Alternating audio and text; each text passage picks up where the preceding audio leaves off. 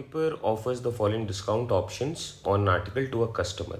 पूछा जा रहा है which of the following option is best suitable for the customer. तो एक चीज़ ध्यान रखना है, as a customer whichever option is the least in terms of value, मतलब एज अ कस्टमर आपको कम से कम प्राइस जहाँ पे पे करना रहे वो आपके लिए बेस्ट ऑप्शन है, ये ध्यान रखना. The best option is always where in you have to pay the least amount. As a shopkeeper wherein the value of the bill is the maximum, that is the best case scenario for the shopkeeper. यहाँ पे मेरे से customer के लिए पूछा गया. Okay, you know the concept of net change. Net change क्या बोलता है? What is the concept of net change? कि आप किसी भी तरीके से चेंजेस कर दो, अल्टीमेट चेंज क्या है? नेट चेंज का मतलब है, net change is basically equal to what is the resultant change.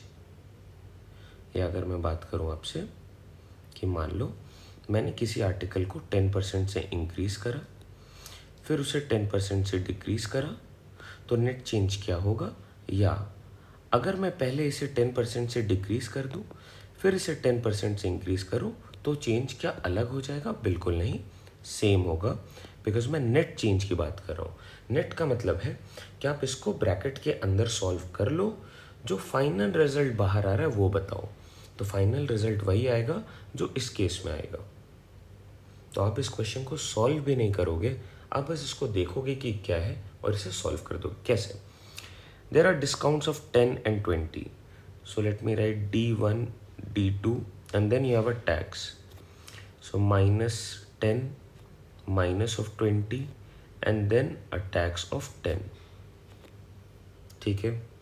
Second case, -20 discount, then -10 discount on the resultant value, और जो फाइनली बच गया उस पर 10% का टैक्स. तो यार एक चीज़ समझना, मैंने अभी आपको बोला है कि नेट चेंज पे ऑर्डर डज नॉट मैटर. कि आप किस ऑर्डर में कैलकुलेशन कर रहे हो वो मैटर ही नहीं करता है. It will always give you the same change. तो क्या ये दोनों सेम नहीं है? बिल्कुल सेम है. जो एडिशन हो रहा है, जो इंक्रीमेंट हो रहा है वो 10 है, जो डिक्रीमेंट हो रहा है वो -20, -20, -10, -10. तो ये तो सेम है दोनों ही option, both of them are equally good. Now let's talk about the third one. Service tax of 10%, so it is +10. Then successive discounts of 20 and 10, so -20, -10. It is again the same case, because the order in which we are solving will not affect our final outcome.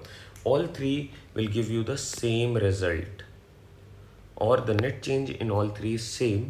Therefore all the options are equally good for the customer. इस video को और ये जो type है that is resultant change और successive change,